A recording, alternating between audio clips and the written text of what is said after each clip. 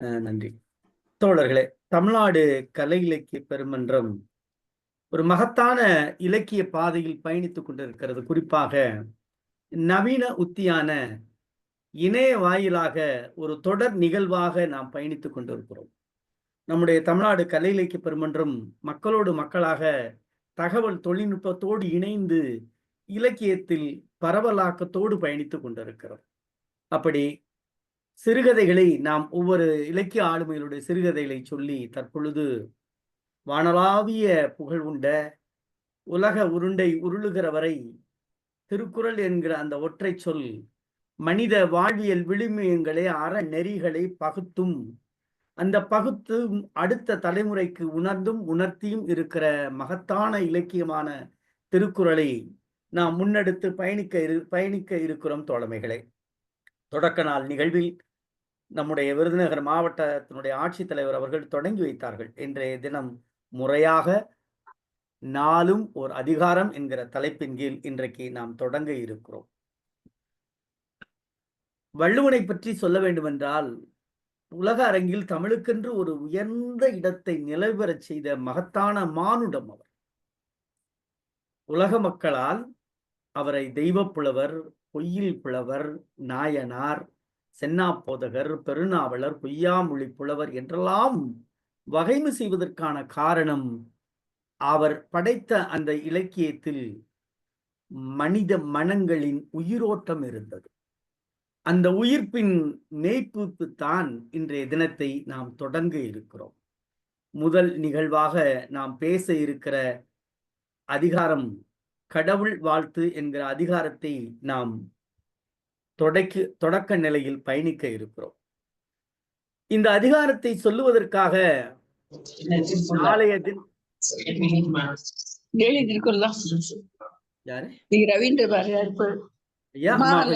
மைக்க எல்லாரும் கொஞ்சம் மியூட் பண்ணிக்கிட்டா நல்லா இருக்கும். இந்த அதிகாரத்தை சொல்லுவதற்காக நாளைய தமிழகத்தினுடைய அதிகாரத்திலே இருக்கக்கூடிய பொறுப்பில் வர இருக்கக்கூடிய அருமை மாணவி, அருமை மகள், அருமை குழந்தை இன்றைக்கு நம்மோடு பயணிக்க இருக்கிறார். அவர் பெயரிலே வீரம் செறிந்திருக்கிறது. வீர செல்வியாக மாவண்ணா வீரச்செல்வி அவர்கள் இன்றைக்கு நம்மோடு முற்றோதல் செய்த மாணவி பயணிக்க இருக்கிறார். நான் இன்றைக்கு இருக்கக்கூடிய உரையாளரை காட்டிலும் கவிஞர் ரவீந்திர பாரதி ஐயா என் வணக்கத்திற்குரிய நல்ல கவிஞர். அவர் எழுதிய கவிதையை நான் படிக்கிற காலங்களில் பட்டப்படிப்பில் பாடமாக இருந்த அளவிற்கு உன்னதத்தை தொட்ட கவிஞர் ரவீந்திர பாரதி ஐயாவை காட்டிலும் நான் இந்த மாணவியை கூடுதலாக சொல்லுவதற்கான காரணம், இவரை போன்ற மாணவிகள் தமிழகத்தில் வளர்ந்து வர ஆரம்பித்தால் தமிழகத்திற்கு எதற்கு காவல் நிலையங்கள், தமிழகத்தில் எதற்கு தொலைக்காட்சிகளில் போதையில்லா தமிழகம் உருவாக்குவோம் என்கிற விளம்பரங்கள், அது தேவையில்லை. இந்த மாணவி தன்னுடைய 6ஆம் வகுப்பிலே கொரோனா காலத்தில் 1330 குறளையும் மனப்பாடம் செய்திருக்கிறார். மனப்பாடம் செய்தது மட்டுமல்லாமல் கவன்கலை போல என்னை சொன்னால் அதிகாரத்தை சொல்லுவது, அதிகாரத்தை சொன்னால் என்னை சொல்லுவது என எங்கு கேட்டாலும் குரலோடு குரலாக வாழ்ந்த திருக்குறள் செல்வி நம்முடைய வீரச்செல்வி ஆவார். இது மட்டுமா என்று கேட்டால், உண்மையிலே பல்கலைக்கழகத்தில் பாடம் எடுக்கிற பேராசிரியராகிய நான் உள்பட சிலப்பதிகாரத்தில் எத்தனை பாடல்கள் மனப்பாடகமாக தெரியும் என்றால் விரல் விட்டு எண்ணிவிடலாம். ஆனால் சிலப்பதிகாரம் முழுமையாக முற்றோதல் செய்கிற வகையில் ஒரு தொடர் நிகழ்ச்சியாக, ஏற்கனவே திருக்குறளை 15 மணி நேரம் தொடர்ச்சியாக சாப்பிட கூட இல்லை, தொடர்ச்சியாக சொல்லி அவர் உலக அளவில் உலக அங்கீகாரம் பெற்ற ரெக்கார்டு செய்திருக்கிறார். சிலப்பதிகாரத்தில் தொடர்ச்சியாக 4.5 மணி நேரங்கள், சமீபத்தில் கூட நம்முடைய விருதுநகர் மாவட்டத்தினுடைய ஆட்சித்தலைவரும் நம்முடைய தமிழ்நாடு கலை இலக்கிய பெருமன்றத்தினுடைய பொதுச் செயலாளர் தோழமைமிக்க மருத்துவர் அரமையா அவர்களோடும் இணைந்து பார்வையிட்ட அந்த நிகழ்ச்சியில் சிலப்பதிகாரத்தை முழுமையாக முற்றோதல் செய்து இன்றைய தினத்தில் அவர் பங்கு பெறுகிற இன்றைய தினத்தில் அவர் பள்ளிக்கூடத்தில் சிறப்பு செய்யக்கூடிய சிறப்பாளராக இருந்திருக்கிறார். நம்முடைய பத்மஸ்ரீ ஐயா சாலமன் பாப்பையா அவர்கள் தன்னுடைய தள்ளாத வயதிலும் நேரடியாக மாணவியை சென்று பாராட்டி இருக்கிறார். 10,000 ரூபாய் கொடுத்திருக்கிறார் என்றால் அங்கு பணம் முக்கியமல்ல. அவர் எதையாவது செய்யணும், இந்த பிள்ளைங்களுக்கு செய்யணும், அவரே நேரடியா தன்னெழுச்சியாக சென்று அந்த மாணவியை பாராட்டி இருக்கிறார். கவி பேரரசு வைரமுத்து அவர்கள் விருதும் பரிசும் கடிதமும் கொடுத்திருக்கிறார். நம்முடைய வைகோ அவர்கள் சட்டமன்ற உறுப்பினரிடம் கடிதம் கொடுத்து வாழ்த்து கடிதம் கொடுத்திருக்கிறார். இப்படி அவர் தமிழக முதல்வராலும் பாராட்டு பெற்ற நம்முடைய அருமை மாணவி இன்றைக்கு நம்மோடு இணைந்திருக்கிறார்.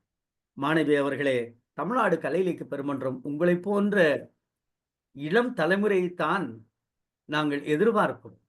உங்களை போன்ற மாணவ சமூகம்தான் இந்த தமிழகத்தை ஆக்கிரமித்துக் கொள்ள வேண்டும்.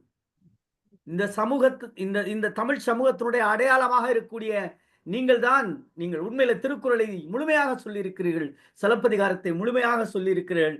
எங்களோடு தொடர்ந்து இந்த நிகழ்ச்சியிலும் பயணிக்க இருக்கிறீர்கள். உங்களை பற்றி நாளும் நான் பேசுகிறேன். நீங்கள் அடுத்தடுத்து வரக்கூடிய நிகழ்வுகள் பேசுகிறோம். அப்படி கடவுள் வாழ்த்தை சொல்ல இருக்கிற அருமை மாணவியை முறைப்படி அடுத்ததாக உரையாளர் கவிஞர் ரவீந்திர பாரதி ஐயா, என்ன சொல்றது, உலகம் அறிந்த ஒரு கவிஞர். அது உலகம் அறிந்த கவிஞர் என்று சொல்லுவதற்கான காரணம், அவர் எழுதிய கவிதைகளை படித்த மாணவர்கள் இன்றைக்கு பட்டம் பெற்று உலகளாவிய அளவில் இருக்கிறார்கள். நான் விரும்புகிற அந்த சூரிய மலர்களுடைய ஆசிரியர். பல்வேறு நூல்கள், நாளும் திருக்குறளை, ஒவ்வொரு நாளும் ஒரு திருக்குறளை சொல்லி வருகிறார்கள். எனக்கு பிடித்தது நல்ல பின்னூட்டம் தரக்கூடிய நல்ல சிந்தனையாளர். யாரிடம் கடிந்து பேசாமல் இலக்கியத்தை இலக்கியமாக பார்க்கிற, நேசிக்கிற, சுவாசிக்கிற, பூஜிக்கிற ஐயா கவிஞர் ரவீந்திர பாரதி ஐயா அவர்கள் நம்முடைய தமிழ்நாடு கலை இலக்கிய பெருமன்றத்துடைய மேலாள் பொதுச் செயலாளர் அவர்கள் நம்மோடு இன்றைய தினத்திற்கு உரை தர இருக்கிறார். மாவட்டத்திற்கு 4 3 என்று வரையறை செய்திருக்கிறோம். கவிஞர் ரவீந்திர பாரதி ஐயாவிற்கு மட்டும் இதிலே விலக்கு. அவர்கள் அந்த வரையறைக்குள் வராமல், நீங்கள் கலை இலக்கிய பெருமன்றத்துடைய சொத்து என்பதால் உங்களுக்கு மட்டும் அதில் விதிவிலக்கு தந்து இன்றைக்கு உரை தர இருக்கக்கூடிய ஐயா அவர்களையும் முறைப்படி வரவேற்பதற்காக நம்முடைய தமிழ்நாடு கலை இலக்கிய பெருமன்றத்துடைய பொதுச் செயலாளர் மருத்துவர் அறம் ஐயா வரவேற்புரை தருமாறு கேட்டுக்கொள்கிறோம்.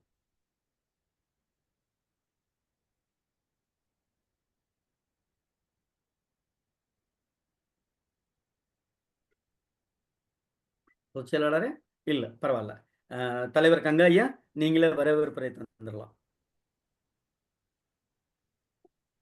மைக் ஆன் பண்ணல.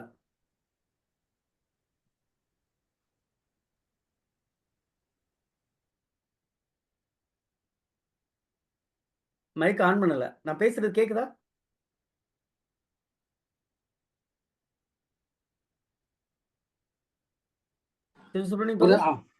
ஒரு செகண்ட். திடீரென்று அழைத்து விட்டேன், பொறுத்தருள்க. அன்பான தோழர்களே, மிகுந்த மகிழ்ச்சியோடு இன்றைய நிகழ்வில் நானும் கலந்து கொள்கிறேன். நேற்று நாம் தொடங்கி வைக்கும் போதே நாம் இது பற்றி பேசினோம். எனவே மிகுந்த ஒரு உணர்ச்சியோடு, வெறுமனே ஒரு திருக்குறள் நிகழ்வில் கலந்து கொள்வது என்பதை விட மிகுந்த உணர்வோடு, வரலாற்று உணர்வோடு கலந்து கொள்கின்ற ஒரு நிலையில் இருக்கிறோம். இன்றைய நிகழ்ச்சி இன்றைக்கு தொடங்குகிறது. கடவுள் வாழ்த்து என்ற முதல் அதிகாரத்தை எடுத்து வைத்து நாம் பேசப் போகிறோம். இந்த கடவுள் வாழ்த்து என்பது இடைச்சிறுகள் என்ற ஒரு புகார் உண்டு, இல்லை என்று சொல்ல முடியாது. என்றாலும் கடவுள் வாழ்த்து என்பது திருக்குறளினுடைய முதல் அத்தியாயமாக, முதல் அதிகாரமாக இருக்கிறது. அதை இனி நாம் எதுவும் செய்ய முடியாது. கடவுள் வாழ்த்தை கடந்தும் போக முடியாது. கடவுள் வாழ்த்து என்று அந்த திருக்குறளில் இருப்பதால் நாம் அதை கடந்து போகாமல் அதில் நின்று பேசி அடுத்து போக போகிறோம். நிச்சயமாக இன்றைக்கு நம்முடைய மேனாள் பொதுச் செயலாளர், கவிஞர், சிறுகதை ஆசிரியர், நாவலாசிரியர் ஆகிய நம்முடைய அன்புக்குரிய கவிஞர் ரவீந்திர பாரதி அவர்கள் நிச்சயமாக நமக்கு ஒரு அருமையான ஒரு உரையை தரவிருக்கிறார்கள். இந்த முதல் அதிகாரத்தை பற்றி அவருக்கே உரிய பாணியில் இது நிச்சயமாக அமையும். அது சமூக விமர்சனத்தோடும் சமூக கரிசனத்தோடும் அமையும் என்று நாம் எதிர்பார்க்கிறோம். காரணம், கவிஞர் ரவீந்திர பாரதி அப்படிப்பட்டவர். அவருடைய படைப்பு, அவருடைய சிந்தனை, செயல்பாடுகள் எல்லாவற்றிலும் அந்த சமூக கரிசனத்தையும் சமூக விமர்சனத்தையும் எப்போதும் தன்னுடைய ஆயுதங்களாக வைத்திருப்பவர். எனவே அவருடைய இன்றைய உரை, இந்த நிகழ்ச்சி மிகச்சிறப்பாக இருக்கும் என்ற முறையில் அவரை நான் மனமுவந்து நம்முடைய தமிழ்நாடு கலை இலக்கிய பெருமன்றத்தின் சார்பில் வரவேற்றுக் கொள்கிறேன். அதே போல இந்த நிகழ்ச்சியினுடைய ஒரு புதுமை என்பது உரை என்று மட்டுமல்லாமல் முற்றோதல் என்று சொல்லக்கூடிய தமிழனுடைய மிக அருமையான மரபு. முற்றோதல் என்பது நம்முடைய பண்டைய இலக்கியங்களை நாம் படிக்கின்ற ஒரு முறையாக, இசைக்கின்ற முறையாக அந்த முற்றோதல் இருக்கிறது. அந்த முற்றோதலும் இன்றைய நிகழ்வில் இருக்கிறது என்பதும், தொடர்ச்சியாக நாம் முற்றோதல் செய்ய போகிறோம் என்பதும், அதுவும் இன்னொரு வகையில் நம்முடைய தமிழ் மரபில் தமிழில் ஆழங்காணக்கூடிய ஒரு முயற்சியாக நான் பார்க்கிறேன். அந்த முற்றோதலை செய்வதற்காக இன்றைக்கு அன்புக்குரிய மாணவ செல்வம் மா வீரச்செல்வி அவர்கள் வந்திருக்கிறார்கள். 9ஆம் வகுப்பு படிக்கக்கூடிய மாணவி. நமக்கெல்லாம் நம்முடைய மகள் போன்ற அந்த இளம் பெண் இன்றைக்கு திருக்குறளை முற்றோதல் செய்து நம்முடைய இந்த 133 நாட்கள் நடக்கக்கூடிய ஒரு மிகப்பெரிய நிகழ்வுக்கான தொடக்கத்தை அவர்கள் குறிக்கவிருக்கிறார்கள். அந்த அருமையான மாணவ செல்வம் அன்பு செல்வி வீரச்செல்வியை மிக்க அன்போடு தமிழ்நாடு கலை இலக்கிய பெருமன்றத்தின் சார்பில் வரவேற்றுக் கொள்கிறேன். அதுபோல இந்த நிகழ்ச்சியை திட்டமிட்டு அமைக்கின்ற இதனுடைய மூலவர் என்று சொல்லக்கூடிய அருமை தோழர், கலை இலக்கிய பெருமன்றத்தினுடைய மாநில பொதுச் செயலாளர் அருமை இளவல் அறம், இந்த இலக்கிய குழுவுடைய பொறுப்பாக இருந்து இந்த இணைய வழி நாளும் ஒரு கதை என்பது போல நாளும் ஒரு அதிகாரம் என்பதையும் பொறுப்பேற்று மிகச்சிறப்பாக முன்னெடுத்து செல்லுகின்ற அருமை தோழர் பேராசிரியர் கருமுருகன், 2 பேரை நான் வரவேற்றுக் கொள்கிறேன் கலை இலக்கிய பெருமன்றத்தின் சார்பில். அதுபோல இந்த நிகழ்வில் பல தோழமைகள் கலந்து கொண்டிருக்கிறார்கள். பலரை எனக்கு அறிமுகம் இல்லை என்று சொன்னாலும் கூட எல்லோருமே ஏதோ ஒரு வகையில் நம்முடைய தோழமைகளாக மட்டுமல்லாமல் ஆளுமைகளாகவும் இருக்கக்கூடியவர்கள் என்ற ஒரு உணர்வோடு இந்த நிகழ்வில் கலந்து கொண்டிருக்கிற அத்தனை தோழமைகளையும் கலை இலக்கிய பெருமன்றத்தின் சார்பில் மிக்க அன்போடு வரவேற்றுக் கொள்கிறேன். ஒரு மிகச்சிறந்த ஒரு நிகழ்வை இன்றைக்கு தொடங்கவிருக்கிறோம். எனவே எல்லோருடைய அன்பும் ஒத்துழைப்பும் இந்த நிகழ்வுக்கு வேண்டும் என்று மிகவும் விரும்பி கேட்டு என்னுடைய வரவேற்புரையை முடித்துக் கொள்கிறேன். நன்றி, வணக்கம். நன்றி மாநில தலைவர் அவர்களே. அடுத்ததாக மாணவி அவர்கள். உண்மையிலே அந்த மாணவியினுடைய பெற்றோரையும் இந்த நேரத்தில் நாம் சொல்ல வேண்டிய கடப்பாடோடு இருக்கிறோம். மாரிசாமி முனீஸ்வரி தம்பதியினுடைய அருமை மகள் ஆவார். இவர் அம்மா முனீஸ்வரி அவர்கள் பட்டாசு ஆலையிலே ஒரு தொழிலாளியினுடைய பிள்ளை. இவர்தான் இன்றைக்கு தமிழகத்திற்கு பெருமை சேர்க்கிற சிலப்பதிகாரத்தை முற்றோதல் செய்திருக்கிறார். எனக்கு தெரிஞ்சுட்டு முற்றோதல் செய்த மாணவிகளை சிலப்பதிகாரம் கேள்விப்பட்டதில் ஒருவேளை வேற எங்காவது இருக்கலாம், இல்லைன்னு சொல்லலை. நான் கண்டதில் சிலப்பதிகாரத்தை முற்றோதல் செய்த மாணவி இவர். அருமை மாணவி வீரச்செல்வி அவர்கள் கடவுள் வாழ்த்து அதிகாரத்தை தொடங்கவும். தமிழ்நாடு கலை இலக்கிய பெருமன்றம் நடத்தும் திருக்குறள் நாளும் ஒரு அதிகாரம். இணைய வழியிலே இணைந்திருக்கும் அனைத்து தமிழ் சொந்தங்களுக்கும் இனிய வணக்கம். நேற்றைய தினம் இந்த நிகழ்வை முதன்முறையாக நமது பெருமதிப்பிற்குரிய மாவட்ட ஆட்சித் தலைவர் ஐயா அவர்கள் தொடங்கி வைத்தார்கள்.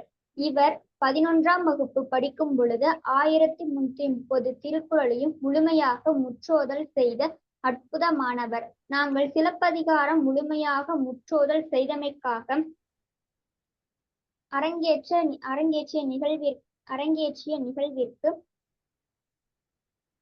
தலைமையேற்று நல்வாய்ப்பினை ஏற்படுத்தி தந்தார் நமது மதிப்புமிகு மாவட்ட ஆட்சித் தலைவர் என்ற நல்ல செய்தியை இந்த நல்ல நேரத்திலே நன்றியோடு நினைவு கூறுகின்றோம். மற்றும் கரிசல் இலக்கிய கழகத்தில் உள்ள அனைவருக்கும் நன்றியை தெரிவித்துக் கொள்கின்றேன். இன்று திருக்குறளில் உள்ள 133 அதிகாரங்களில் முதல் அதிகாரமான கடவுள் வாழ்த்து என்ற அதிகாரத்தில் உள்ள குறட்பாட்களை உங்கள் முன்னால் சொல்லப் போகிறேன். கடவுள் வாழ்த்து. அகர முதல எழுத்தெல்லாம் ஆதி பகவன் முதற்றே உலகு. கற்றதனால் ஆய பயனென்கொள் வாளறிவன் நற்றாள் தொழார் எனின். மலர்மிசை ஏகினான் மானடி சேர்ந்தார் இளமிசை நீடு வாழ்வார். வேண்டுதல் வேண்டாமை இலானடி சேர்ந்தார்க்கு யாண்டும் இடும்பை இல. இருள்சேர் இருவினையும் சேரா இறைவன் பொருள்சேர் புகழ் புரிந்தார் மாட்டு. பொறிவாயில் ஐந்தவித்தான் பொய்தீர் ஒழுக்கம் நெறிநின்றார் நீடு வாழ்வார். தனக்குவமை இல்லாதான் தாழ் சேர்ந்தார்க்கு அல்லால் மனக்கவலை மாற்றல் அரிது. அறவாளி அந்தணன் தாழ் சேர்ந்தார்க்கு அல்லால் பிறவாளி நீந்தல் அரிது. கோளில் பொறியில் குணமிலவே எண்குணத்தான் தாளை வணங்காத் தலை. பிறவி பெருங்கடல் நீந்துவர் நீந்தார் இறைவன் அடி சேராதார். இந்த நல்ல வாய்ப்பினை அளித்தமைக்கு அனைவருக்கும் நன்றி. நன்றி அருமை குழந்தையே. மிக்க மகிழ்ச்சி. மழலை சொற்கள் போல் இருக்கிறது. மிக அருமை. வாழ்த்துக்கள். அடுத்ததாக கவிஞர் அவர்கள் தன்னுடைய கவித்துவத்தில் புலமைமிக்க ஒரு மிகப்பெரிய, நான் விரும்புகிற, மதிக்கிற, எவ்வளவு நாள் சொல்லலாம். உண்மையில எனக்கு ரொம்ப, அதுவும் அவங்க சொல்ற அந்த வணக்கம் ஐயா வணக்கம்னு சொன்னாவே என்னமோ ஒரு வயிறு ஃபுல்லானது மாதிரி இருக்கும். அந்த மாதிரி நன்றி கவிஞர் ரவீந்திர பாரதியா. நீங்க ஆரம்பிக்கலாம் நேரம் கருதி. இன்றையிலிருந்து ஒரு அன்பான வேண்டுகோள், பேசக்கூடிய உரையாளர்கள் 20 நிமிடத்திலிருந்து 30 நிமிடத்திற்கு மிகாமல் பார்த்து கொள்ளவும். மகிழ்ச்சி மகிழ்ச்சி. நன்றி. அன்பான தமிழ்நாடு கலை இலக்கிய பெருமன்றத்தினுடைய மாநில தலைவர் தோழர் கங்கா அவர்களே, அருமைமிகு மாநில பொதுச் செயலாளர், இந்த இணையவழி நிகழ்வுக்கு ஏற்பாடு செய்த அருமை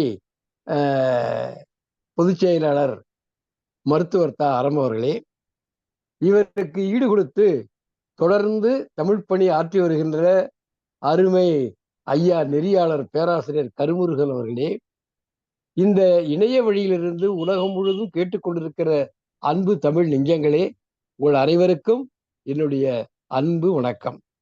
இதுக்கு முன்னாலே நம்முடைய பெயர்த்தியை போன்ற சின்னஞ்சிறு இந்த தங்க கட்டி தமிழ் கட்டி அருமையாக குரலை மழலை மொழியிலே சொல்லி இருக்கிறாள். அவளுக்கு என்னுடைய வாழ்த்துக்கள். அம்மா, நீ நீடுவழி வாழ்க, தமிழ் போல் வாழ்க. ஒரு நீங்க சொன்ன மாதிரி ஒரு 20 நிமிடத்துக்குள் முடித்து விடுகிறேன். இந்த கடவுள் வாழ்த்து என்பதே கடவுள் நம்பிக்கையுடைய பேராளுமையாகிய கப்பலோட்டிய தமிழர் வ.உ. சிதம்பரனார் அவர்கள் இளைஞர்கள் என்று சொல்லுகிறார். அப்படித்தானா என்று நான் படித்து பார்த்தேன். இந்த கடவுள் வாழ்த்துல ஒரு சிறப்பு என்ன? அதாவது இடைச்செயலாக இருக்கலாம், இடைச்செயல் இல்லாமலும் இருக்கலாம். ஆனால் காலகாலமாக இது திருக்குறளோடு சேர்ந்து வருகிறது. எனவே நாம் மரபு ரீதியாக இதிலிருந்தே தொடங்குவோம், கடவுள் வாழ்த்திலிருந்தே தொடங்குவோம். சரி, கடவுள் வாழ்த்துல 10 குறள்கள் இருக்கிறது. இந்த குழந்தை ரொம்ப அருமையாக அதை சொன்னார்கள். இந்த குறளினுடைய ஒட்டுமொத்த 10 குறளுடைய கருத்துக்களையும் தொகுத்து பார்க்கிற பொழுது எந்த இடத்திலையும் சிவனை பற்றி சொல்லவில்லை, திருமாலை பற்றி சொல்லவில்லை, நான்முகனை பற்றி சொல்லவில்லை, பிரமனை பற்றி சொல்லவில்லை. அதாவது இன்றைக்கு நாம் இந்து மதம் என்று சொல்லக்கூடிய அளவிலே அல்லது சைவ வைணவ சாக்த மரபிலே எந்த கடவுளுடைய பெயரும் இந்த கடவுள் வாழ்த்தில இல்லை. கடவுள் என்ற சொல்லு கூட இல்லை. கடவுள் வாழ்த்துன்னு இருக்கு, கடவுள் என்ற சொல்லு இல்லை. முதல் குறள்ல அகர முதல எழுத்தெல்லாம் ஆதி பகவன் முதற்றிய உலகு. இந்த பகவன்னா யாரு? பகலவனா? நான் அப்படிதான் நினைச்சேன் முதல்ல. பகலவன் என்பது சுருங்கி இடைக்குறையாக பகவன் என்று வந்ததா என்று சொல்லலாம் என்று நினைத்தேன். ஆனால் நான் தேடி பார்க்கிற பொழுது பண்டித அயோத்திதாசர் அவர்கள் பகவன் என்பது புத்தருடைய மறுபெயர் என்று குறிப்பிட்டார்.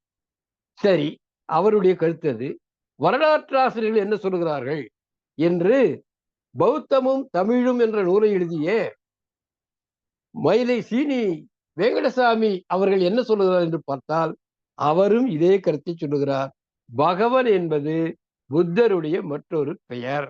எனவே நாம் திருக்குறளை இன்றைக்கு 995 குறள் வரைக்கும் வந்து விட்டோம். இதுவரை இருந்த குறளினுடைய பயணிக்கிற காலத்திலே இதில் வரக்கூடிய கருத்துகள் எல்லாம் சைவ வைண கருத்துகள் எதுவுமே இல்லை. எல்லாம் சமண பௌத்த ஆசீவக கருத்துகளாகவே இருக்கின்றன. அப்போ வள்ளுவருடைய காலத்திலே இந்த சமணமும் பௌத்தமும் ஆசீவகமும் தமிழகத்துக்குள்ளே நுழைந்திருக்கிறது. அவர்கள் தமிழை கற்று தமிழ் மூலமாக இந்த கருத்துக்களை எல்லாம் பரப்பியிருக்கிறார்கள். வள்ளுவ பேராசான் ஒரு சமூக சிந்தனை உள்ளவர், சமூக பார்வையுடையவர். இந்த சமூக மாற்றத்தை சங்க காலத்தில் இருந்து மாறுதலடைந்த சமூகத்துக்கு தேவையான கருத்துக்களை இந்த குறளிலே புதிய வைத்திருக்கிறார். என்ன சிறப்புண்டா அது இன்றைக்கும் பொருந்துவதாக இருக்கிறது. அதுதான் சிறப்பு. சரி, நாம் கடவுள் வாழ்த்துக்கு வருவோம். இந்த பகவான் என்றால் புத்தர் என்று கொள்ளுவோம். ஏன்னா காய்தல் உவத்தல் அகற்றி நேர்மையாக பரிசீலித்து பார்க்கிற பொழுது எனக்கு கிடைத்த விடை பகவான் என்பது புத்தருடைய வேறு பெயர். எனவே இந்த 10 குறளையும் புத்தரை மனதில் வைத்துத்தான், புத்தரை கூட நேரா பேர் சொல்லல, அதுதான் சிறப்பு. அதை கூட குறியீடாக பகவான் என்ற பெயர் சொல்லை வைத்து அதன் மூலமாக புத்தரை உணர வைக்கிறார். அகர முதல எழுத்தெல்லாம் ஆதி பகவன் முதற்றே உலகு. எல்லா மொழிகளும் அகரம் ஆ என்ற எழுத்தை முதன்மையாக கொண்டு இருக்கின்றன. இது ஒரு உவமை.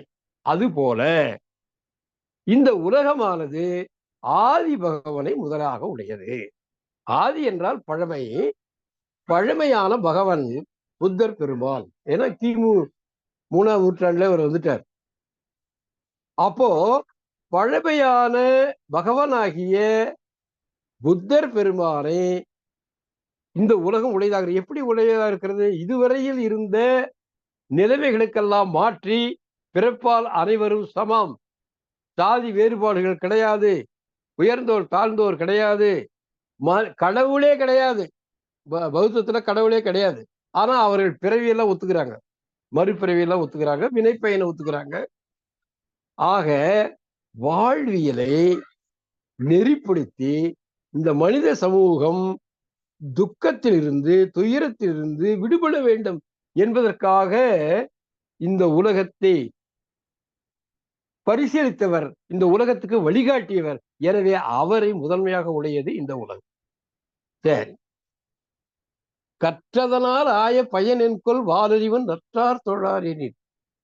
கற்றதனால் ஆய பயன், நீ கல்வி கற்றதனுடைய பயன் என்ன? இங்க வால் அறிவன் என்கிறார். புத்தர்னா என்ன? அறிவுடையவன். வால் அறிவன், வால் அறிவன் என்றால் மிகுந்த அறிவு, தூய அறிவு, தூய்மையான அறிவு. வால்னா ஒளி என்று ஒரு பொருள், ஒளி என்றால் புகழ் என்று ஒரு பொருள். வால் அறிவன் என்றால் தூய்மை, ஒளி வெண்மை என்பது தூய்மை தானே. அப்போ தூய்மையான அறிவினை உடையவர் யார்? புத்தர். அவருடைய திருவடிகளை தொழவில்லையானால் நீ கற்றதனால் என்ன பயன்? நீ கற்ற கல்வியினால் என்ன பயன்? அவர் என்ன ஒரு குருட்டுத்தனமா வழிபட சொல்லல, மனதில் நினைத்து போற்றுன்றார். வாலறிவன் தொழாரடி, கற்றதனால பயனென்கள் வாலறிவு நற்றால் தொழாரடி. நல்ல தாள்களை நீங்கள் தொழவில்லையானால் நீங்கள் படித்த கல்வியினுடைய பயன் என்ன அப்படின்னு கேட்கிற. பாருங்க, இந்த 3வது குறள்ல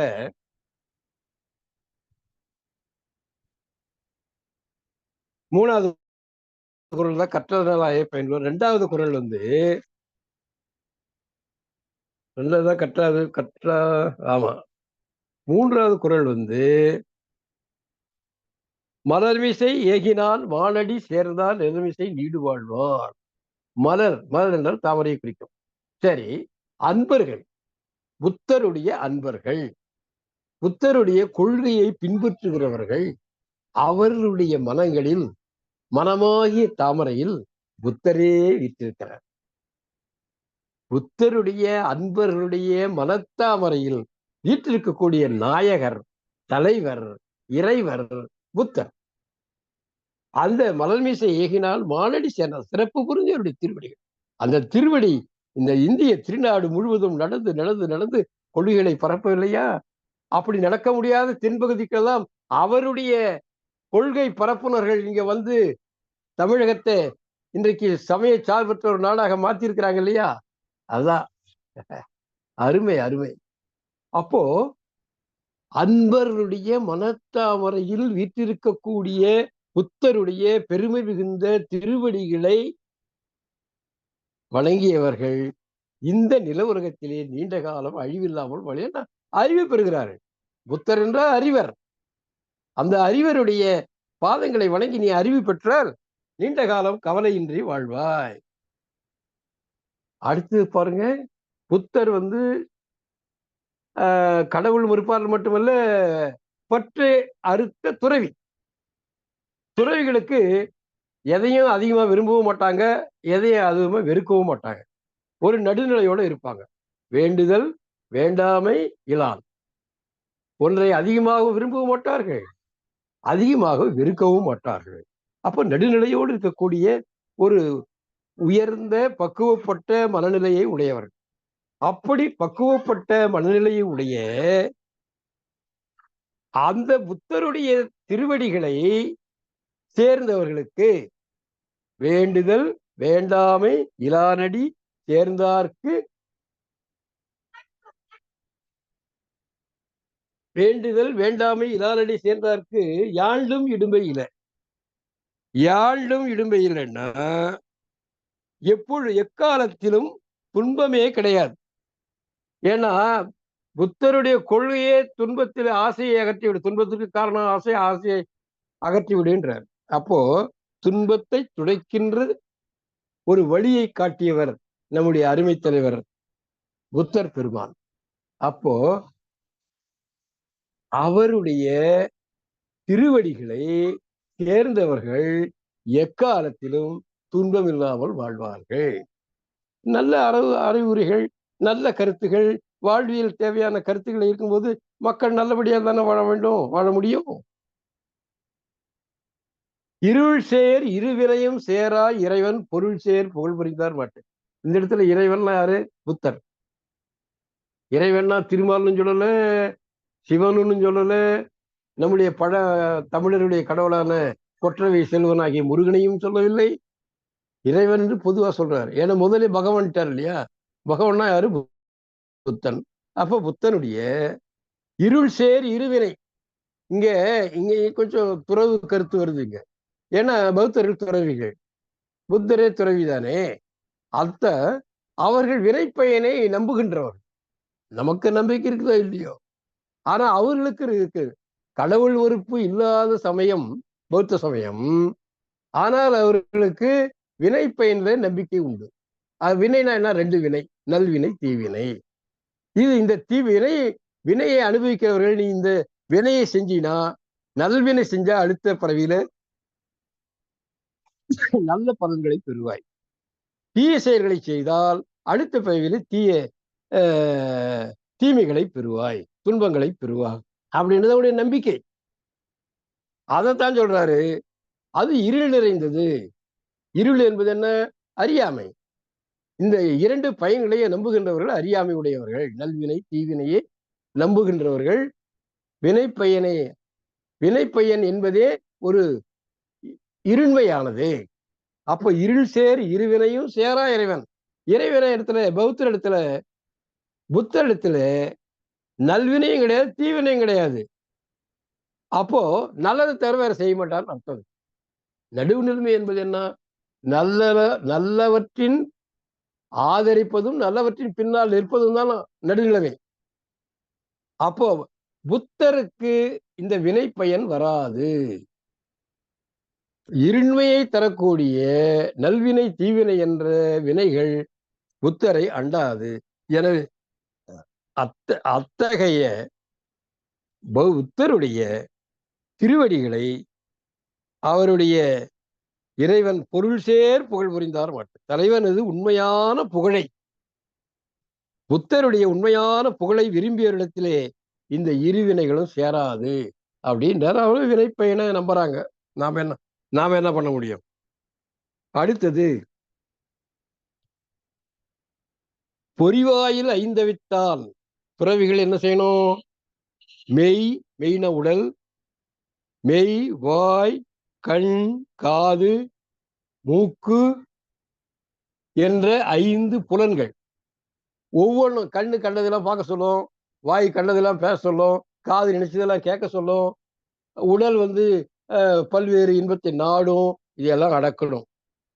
அந்த 5 புலன்களும் தீய வழியில் செல்லாது அடக்குகின்றவர் யார்? புத்தர். அவருடைய நல்ல வழியிலே நீ நடந்தால் இந்த உலகத்தில் நீண்ட காலம் வாழ்வாய். எப்படி? பொறிவாயில் ஐந்தவித்தான் பொய்தீர் ஒழுக்கம். பொய்யில்லாத ஒரு நல்ல ஒழுக்கம், அந்த ஒழுக்கத்தை கடைபிடிக்கின்றவர்கள் இவ்வுலகில் நீண்ட காலம் வாழ்வார் என்று சொல்லுகிறார். சரி, புத்தருக்கு யாராவது ஈடு சொல்ல முடியுமா? யாராவது இணை சொல்ல முடியுமா? அவருக்கு ஒப்பானவர் யாராவது இருக்கிறாங்களா? இல்லை. அவருக்கு ஒப்பானவர் யாருமே கிடையாது. தனக்கு உவமை இல்லாதான், தனக்கு நேராக நிகராக ஊமையாக சொல்லக்கூடிய யாருமே கிடையாது. அத்தகைய உயர்ந்த தலைவராகிய புத்தர், அந்த புத்தருடைய திருவடிகளை சேர்ந்தவர்களுக்கு, நினைத்தவர்களுக்கு என்ன இல்லை? மனக்கவலை கிடையாது. அப்போ அவருடைய திருவடிகளை சேராதவர்களுக்கு, அவருடைய கொள்கைகளை பின்பற்றாதவர்களுக்கு நிறைய மனக்கவலை வரும். எங்க ஊர்ல ஒருத்தர் சொல்லுவார், மனக்கவலை நீங்க மாரியம்மனை வழிபடுன்னு. ஆனா இங்க என்ன சொல்றாருன்னா, நீ மனக்கவலை நீங்குவதற்கு புத்தருடைய கொள்கைகளை பின்பற்று. தாழ் சேர்தல் என்ன அர்த்தம்? போய் காலை புடிச்சு கட்டி பிடிக்கிறதல்ல, அவருடைய கொள்கைகளை பின்பற்றி நடப்பது என்று பொருள். சரி, அடுத்து என்ன சொல்றாரு பாருங்க. அறவாழி அந்தணன் தாழ் சேர்ந்தார்கல்லால் பிறவாழி நீந்தல். அந்தணன் என்ற ஒரு சொல் இருக்க, அது என்னடா பொருள் தேடலாம். நிறைய பேர் என்ன சொல்றாங்க, பிராமணர்கள் தான் அந்தணர்கள்ன்றான். பிராமண முனிவர்கள் தான் அந்தணர்கள் அல்ல. இந்த சொல்லை அவர்கள் தங்களுக்கு பொருத்தமாக பயன்படுத்திக் கொள்கிறார்கள். ஆனால் அம் தன் அன், அம் அழகிய, தன் குளிர்ச்சி பொருந்திய ஒரு ஆளுமை, அழகிய குளிர்ச்சி பொருந்திய ஆளுமை. அவர் எல்லா உயிர்களையும் நேசிக்கக்கூடியவர், அவர் சிறந்த பண்புகளை உடையவர், சிறந்த கொள்கைகளை உடையவர், நல்ல ஒழுக்க நெறியிலே இருப்பவர். அவர்தான் அந்தணன். அந்த அந்தணன் யாரு? புத்தர் பெருமான். அறவாழி, அறம் ஆழி என்றால் கடல், அறம் ஆழி, அறமாகிய கடல். அறமாகிய கடல், அந்த கடலை உடையவர், கடலாக விளங்குபவர் புத்தர் பெருமான். நீ என்ன பண்ற? அவங்கதான் வினைப்பயனை நம்புவர்களாயிற்று. வினைப்பயனை நம்புகிறவர்கள் என்ன பண்ணணும்? வினைப்பயன் காரணமாக இந்த பிறவியிலே பிறந்து நிறைய துன்பங்களை அனுபவிக்கிறார்கள். இந்த வினைப்பயன் என்பது ஒரு பெரிய கடல் மாதிரி. இந்த பிறவி பெருங்கடலை நாம் கடக்க வேண்டுமானால் அறக்கடலாக விளங்கக்கூடிய புத்தர் பெருமானுடைய பாதங்கள் என்ற தோணியிலே ஏறிக்கொள். அப்ப என்ன பொருள்? அப்படியே நேரா போய் தோணியில போய் உட்கார்ந்து பயணம் பண்றது அல்ல. அவருடைய கொள்கைகளை பின்பற்று. இந்த சமுதாயம் அவருடைய கொள்கைகளை பின்பற்றினால் நம்முடைய இந்த பிறவியில் இருக்கக்கூடிய இந்த வாழ்க்கையில் இருக்கக்கூடிய துன்பம் எல்லாம் நீங்கிவிடும். ஏன்னா இயல்பிலேயே அவங்களுடைய பௌத்த சங்கத்தை ஒரு பொது உடைமை தன்மையோடு அமைத்திருக்கிறார்கள். அவர்களுக்கென்று உடைமை பொருள் எதுவும் கூடாது. அவ ஒரு திருவோடுக்கு மேல வைத்துக் கூடாது, 2 உடைகளுக்கு மேல வைத்துக் கொள்ளக்கூடாது. அவர்கள் எல்லோரும் பங்கிட்டுதான் உண்பார்கள். அப்போ தங்களுடைய சங்கத்தை மட்டும் ஒரு ஆதி பொது உடைமை சமூகம் போல வைத்துக் கொண்டிருந்தார்கள். அதனால்தான் என்ன சொல்றாரு? அறவாழி அந்தணன் தாழ் சேர்ந்தார்க்கு அல்லால் பிறவாழி நீந்தல் அரிது. பிற ஆழி நீந்தல் அரிது. பிற ஆழினா மற்ற கடல்களை எல்லாம் கடக்க முடியாது. சரி, பிறவாழினா பிறவியாகிய கடல். அடுத்தது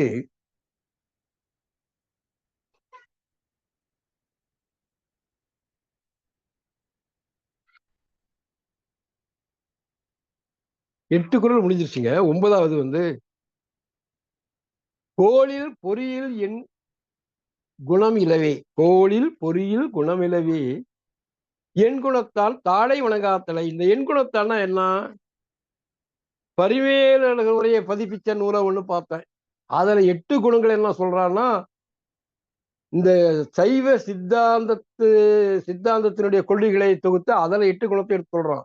சைவ சித்தாந்தம் எல்லாம் வள்ளுவர் காலத்துல கிடையாது. இது பௌத்தருடைய கொள்கைகள். 8 கொள்கைகள். என் குணம் 8 தன்மைகள், 8 கொள்கைகள், 8 கொள்கைகள். அது என்னன்னா, இந்த 8 கொள்கைகளை என் குணத்தால் 8 குணங்களை உடையவன், 8 பண்புகளை உடையவன். அது என்ன 8 பண்புகள்? அழுக்காரிலாமை, பொறாமைப்படக்கூடாது.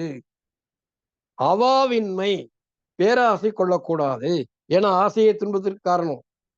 அதான் பௌத்தத்தினுடைய கொள்கை. புத்தர் போதிச்சதே ஆசையை அறுத்து விடு.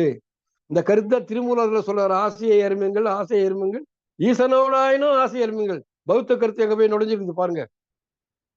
அவாவின்மை, தூய்மை, மன தூய்மை, அகத்தூய்மை, புற தூய்மை, ரெண்டும் தூய்மை. ஒழுக்கம், ஒழுக்கம் ரொம்ப முக்கியம். பௌத்தர்கள் ரொம்ப ஒழுக்கமா இருப்பாங்க. ஒழுக்கம். இந்த ஒழுக்கத்துக்கு பரிமேலழகர் என்ன சொல்றாருன்னா,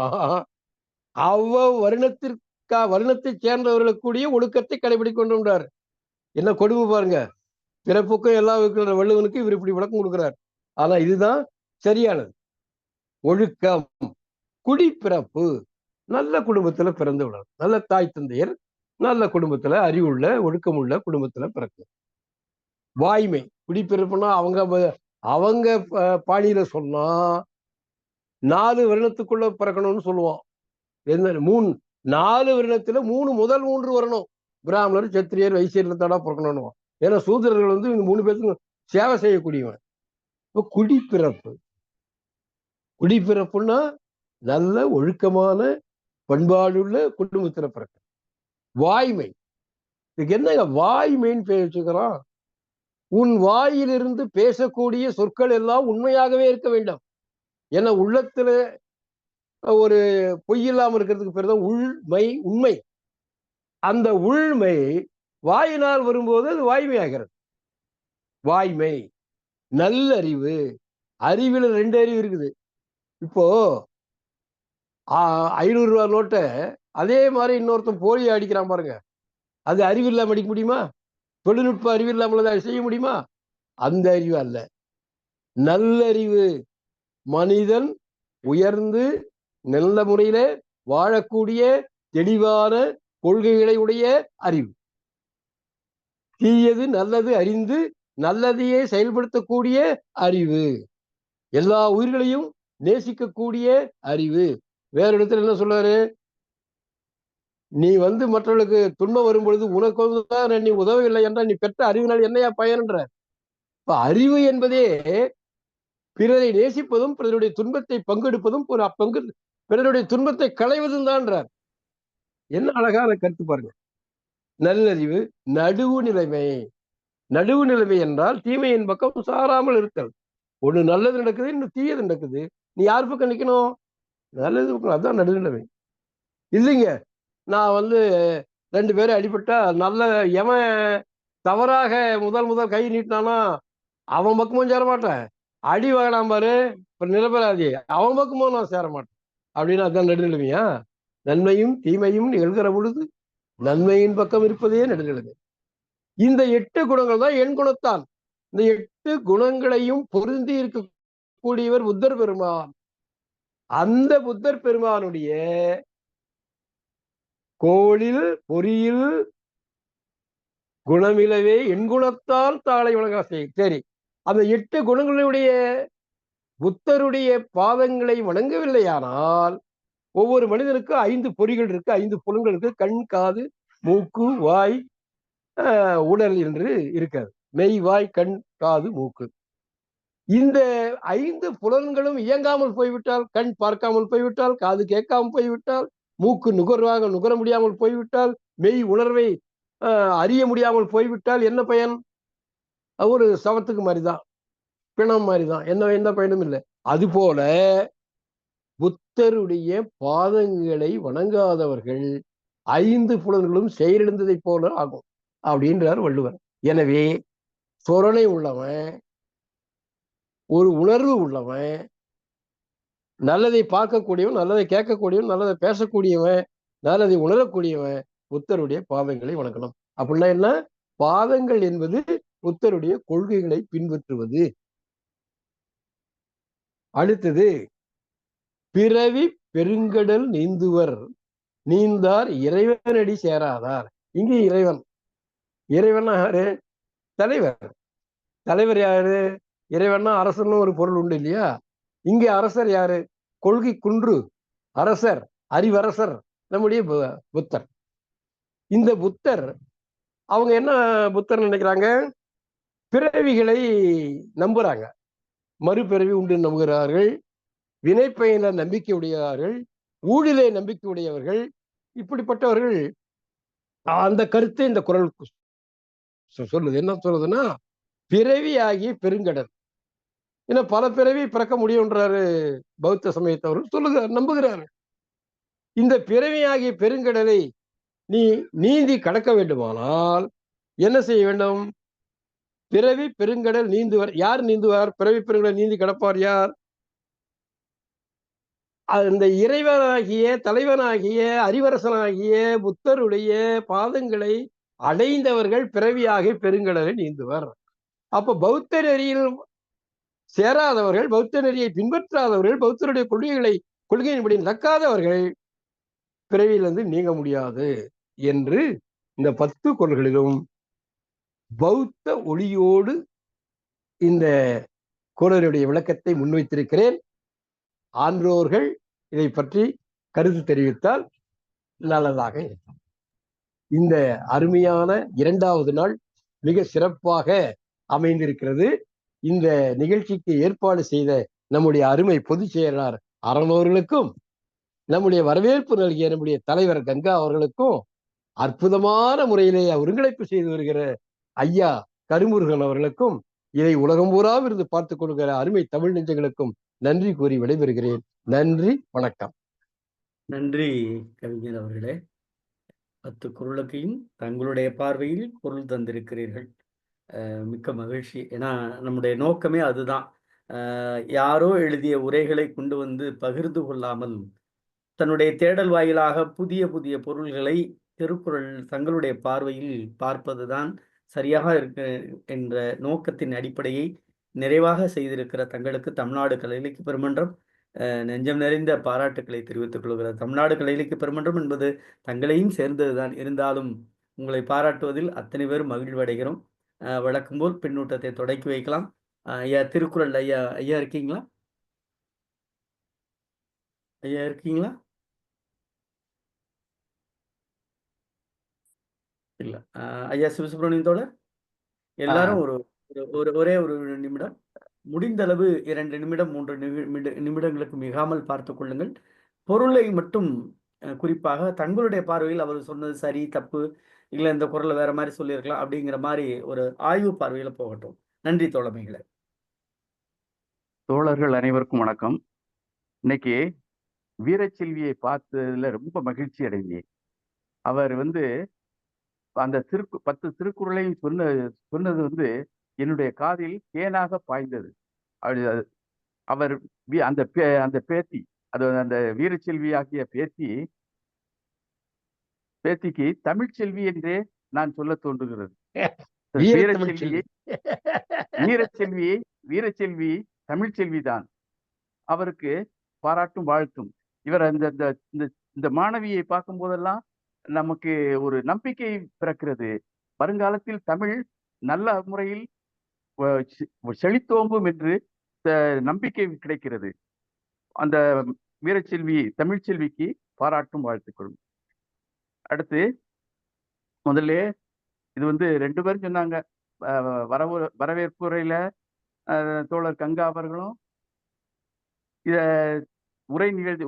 உரையாற்றிய மேனாள் பொதுச் செயலாளர்களும் சொன்னாங்க. இடைச்செருகல் இத வந்து தந்தை பெரியார் கூட சொல்லல.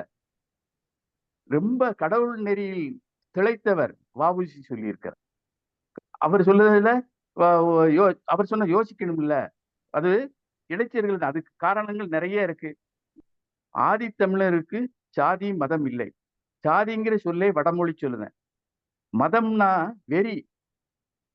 யானைக்கு மதம் பிடிச்சிட்டு அப்படின்னு சொல்லுவாங்க, வெறி பிடிச்சிட்டு அப்படின்னு சொல்லுது. ஆக ஜாதி மதம் ஆதித்தமிழனுக்கு இல்லை. இந்த இறைவன் அப்படிங்கிற மன்னனத்தை பொதுவா குறிக்கும். நேத்து மாவட்ட ஆட்சியர் சொன்ன இறைமாட்சியில ஒரு குறள் சொன்னார். அதுல இருந்தே தெரிஞ்சுக்கலாம். முறை செய்து காப்பாற்றும் மன்னவன் மக்கட்கு இறை என்று வைக்கப்படும். இறைனா இறைவன், மன்னன் வந்து இறைவன். இன்னும் அதுக்கு இன்னொன்னு சொல்லலாம். ஆண்டவன் கடவுளை சொல்லணும் இல்ல, ஆண்டவன் யாரு? நம்மள ஆள்றா? மன்னன் தான். மன்னன் தான் ஆண்டவன், மன்னன் தான் இறைவன். அடுத்து இந்த இந்த இடைச்செருகல்ங்கிறதுக்கு ஒரே ஒரு குறள் முக்கியமா சொல்லலாம். நமக்கு அப்பாற்பட்ட சக்தி நிறைய இருக்கு இந்த உலகத்துல அப்படின்னு சொல்லுவாங்க. ஆனா மனித சக்திக்கு பின்னாடிதான் தெய்வ சக்தியே இருக்கு அப்படிங்கிறத இந்த குறள்ல சொல்லுதாரு. தெய்வத்தான் ஆகாதெனினும் முயற்சி தன் மெய்வருத்த கூறிடும். முயற்சி தான் பெரிய வலிய பெரிய சக்தி, மாபெரும் சக்தி என்று சொல்லுவது மூலமே இந்த அதிகாரம் இடைச்செருகல்னு தெரிஞ்சுக்கலாம். அடுத்து அகர முதல எழுத்தெல்லாம் அது உரையாளர் வந்து சொன்னாரு. பகலவன் பகவன் அப்படிங்கிறது இடைக்குறை விகாரம். பகவன் அப்படின்னு வந்திருக்கு. பகலவன் இந்த அதாவது நம்ம ஆதி காலத்துல எல்லாருமே திருவள்ளுவர், இளங்கோவடிகள் எல்லாருமே இந்த இயற்கையை தான் அடிப்படையாக கொண்டு இயற்கையை தான் போற்றி வழிபட்டு இருக்கிறாங்க. அதாவது சூரியன், இது பகலவங்கிற சூரியன். ஆதிங்கிறது இன்னும் சொல்லலாம். அதுங்கிறது ஆதிரைன்னு இப்ப பேர் இருக்கு, ஆதிமந்தின்னு பேர் இருக்கு. அன்னையை குறிக்கக்கூடிய ஒரு சொல்லாகவும் எடுத்துக்கலாம். 2 பேரு, அதாவது சூரியனும் பூமியும் தான் இந்த நம்ம உயிரினங்கள் தோன்றுவதற்கு மூல காரணம். அந்த மொழி தோன்றுவதற்கு மூல காரணம் நமக்கு அகரம்னு இருக்குல்ல, அது மாதிரி இந்த உலகில் உள்ள உயிரினங்கள் தோன்றுவதற்கு மூல காரணம் சூரியன், பூமி போன்ற இயற்கைகள் தான் என்று சொல்ல தோன்றுகிறது. மற்றபடி இன்னைக்கு உரையாளர் வந்து புத்தரை ரொம்ப உயர்த்தி பிடிச்சிருக்கிறார். 10 குறள்லையுமே புத்தகத்தை உயர்த்தி பிடிச்சிருக்கிறாரு. அது அவருடைய தனிப்பட்ட கருத்து. மற்றபடி இது வந்து இடைச்செருகல் தான் அப்படின்னு என்னுடைய பார்வையில தெரிகிறது. வாய்ப்புக்கு நன்றி. நன்றி தோழமையே. வேறு யாராவது சொல்றதுனாலும் சொல்லலாம். எல்லாரும் கையை உயர்த்தலாம். யாரும் கருத்து சொல்றவங்க கையை உயர்த்தலாம். சொன்னால் சரியாக இருக்கும். தோழர் நம்முடைய தமிழ்நாடு கலை இலக்கிய பெருமன்றத்தினுடைய பொருளாளர் தோழர் ரமணி தோழரும் உள்ளே இருக்காங்க. மகிழ்ச்சி. வேற யாரும் சொல்லலாம். வணக்கம். கணேசன் ஐயா வணக்கம். காலம் அருமை கருதி சொல்லவும். நன்றி. முதல்ல வந்து வீரச்செல்வி பாப்பாவுக்கு என்னுடைய வாழ்த்துக்களை சொல்லிடுறேன். அவங்க ஐயா சொன்ன மாதிரி இந்த 1330 குறளையும் வந்து அவங்க முற்றுதல் பண்ணிட்டாங்க. அது எத்தனையோ தடவை பண்ணியிருப்பாங்க. அதே மாதிரி இப்ப சமீபத்துல வந்து சிலப்பதிகாரத்தை முற்றுதல் பண்ணும்போது நான் காலையில இருந்து அவங்க நிகழ்ச்சியில முடிகிற வரைக்கும் நான் பார்த்துட்டே இருந்தேன். அப்படியே அசந்து போய் நின்றுட்டேன். 5267 அடிகள் நினைக்கிறேன். அந்த அடியில வந்து கொஞ்சம் கூட ஒரு மூச்சு விடாமல், ஒரு தண்ணி குடிக்காமல் அந்த முற்றோதல் பண்ணாங்க. அவ்வளவு சிறப்பா இருந்துச்சு. அவங்ககிட்ட வந்து அந்த கல்வி தெய்வம் சரஸ்வதியே குடியிருந்து அவங்களை ஆட்சி செஞ்சுக்கிட்டு இருந்திருக்காங்க வீரசெல்வி. அந்த குறளையும் கடவுள் வாழ்த்தையும் அந்த 10 குறளையும் ரொம்ப அருமையா சொன்னாங்க. அதேபோல் நம்ம ஐயா ரவீந்திர பாரதி ஐயா வந்து இந்த கடவுள் வாழ்த்து எத்தனையோ கருத்துக்கள் வந்து இடைச்செருகல் அது இருந்தா கூட நம்ம எல்லாம் நமக்கு மேலாக ஒரு சக்தி நம்மை ஆட்டி படைக்கின்றதுன்னு தான் நம்ம சொல்லணும். அப்படி பார்க்கும்போது இந்த இயற்கை ஐயா சொன்ன மாதிரி சிவசுப்ரமணியா சொன்ன மாதிரி இயற்கை தான் நம்மளுக்கு வந்து எல்லாமே இது பண்ற மாதிரி இருக்கு. இன்னொரு கருத்து என்ன அப்படின்னா, அதாவது இறைவன் மனிதனுக்கு சொன்னது பகவத்கீதை, மனிதன் இறைவனுக்கு சொன்னது திருவாசகம், மனிதன் மனிதனுக்கு சொன்னது திருக்குறள் அப்படின்னு சொல்றாங்க. இந்த இடத்துல வந்து திருவள்ளுவரை நம்ம மனிதன்னு எடுத்துக்கிறதா, இல்லை எல்லாமே தெரிந்து வைத்துக் கொண்ட ஒரு தெய்வப் பிறவியாகிய திருவள்ளுவர் தான் சொல்லியிருக்கிறார் என்று எடுத்துக்கொள்ளலாம். ரவீந்திர பாரதியார் சொல்லும்போது எல்லாமே புத்தர் பெருமானை வந்து முக்கியமாக வைத்துக் கொண்டுதான் இந்த பாடலை இயற்றி இருக்கின்றார் என்று சொல்வதாக அயோத்திதாசர் சொன்னாருன்னு சொல்லிட்டு இருக்காங்க. அப்ப அதற்கான அர்த்தங்களே அவர் சொன்னார். அந்த எல்லாமே புத்தர் என்னென்ன குணாதிசயங்களை கடைபிடித்திருக்கிறாரோ அந்த குறளில வந்து அந்த 10 குறளையும் அந்த குணங்கள்லாம் இருக்குது. அதனால அதை சொல்றதுல வந்து இல்ல. ஆனால் பொதுவான கருத்து என்ன அப்படின்னா, நம்ம முத்தமிழ் அறிஞர் கலைஞர் வந்து அவர் வந்து இந்த மாதிரி கருத்துரை வழங்கும்போது என்னன்னா, எந்த விதத்திலுமே இல்லாம ஒரு மனிதன் இந்த குணங்களை உரியவன் எவனாக இருந்தாலும் சரி, அந்த குணத்தை உடையவனுடைய பண்புகளை நாம் பின்பற்ற வேண்டும். இந்த 10 குறள்லையுமே அப்படித்தான் வந்து ஐயா கலைஞர் அவர்கள் வந்து கொடுத்திருக்காங்க. ஆனா மத்த ஆசிரியர்கள்லாம் பார்த்தீங்கன்னா, இந்த குறளுக்கு நேரடியான ஒரு கருத்து சொல்லிக்கிட்டே வர்றாங்க. இந்த புத்தர் பெருமான்னு ரவீந்திர பாரதியார் சொன்ன ஒரு புதுமையான கருத்து. நான் இதுவரை கேள்விப்படாத ஒன்று. வாழ்க வளமுடன். வணக்கம், வாழ்த்துக்கள். நன்றி தோழமையே. அறச்செல்வி மேடம்.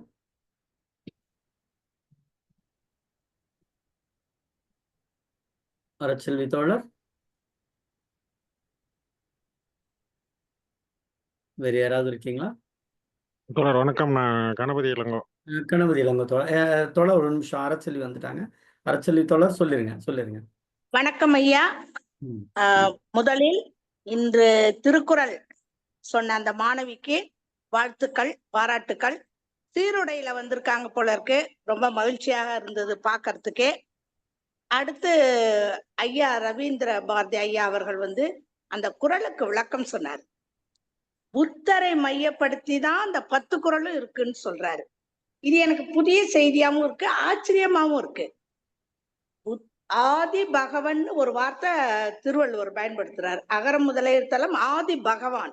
ஆதி பகவான் சொல்லிட்டு இறைமாட்சின்னு ஒரு அதிகாரம் வச்சிருக்காரு.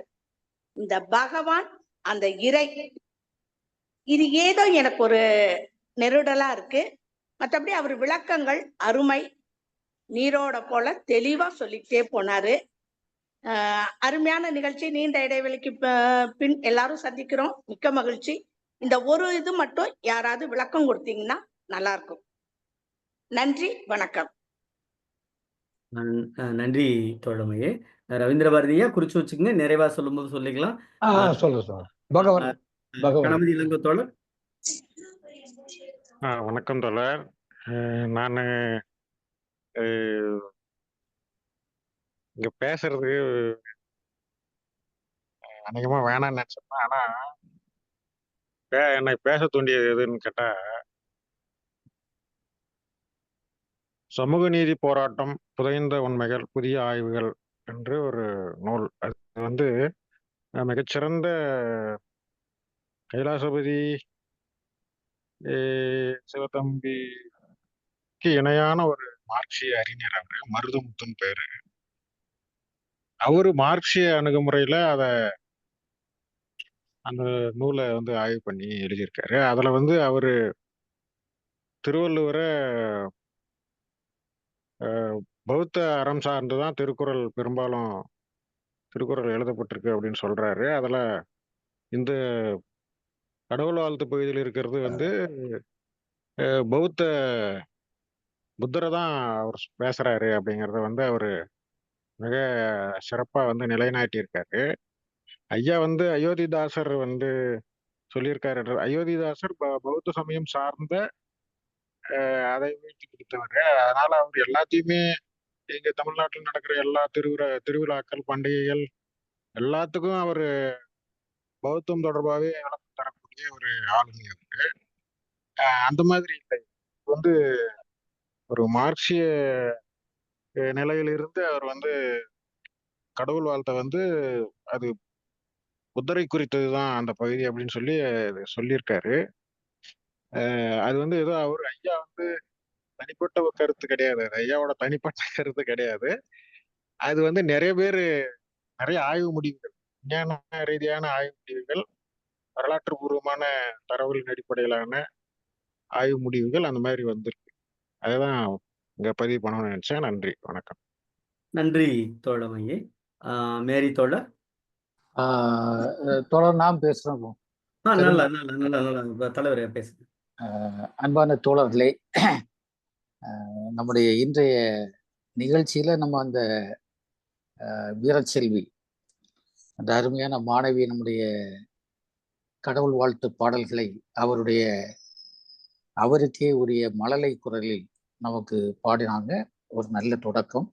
அப்புறம் நம்ம கவிஞர் ரவீந்திர பாரதியினுடைய உரை,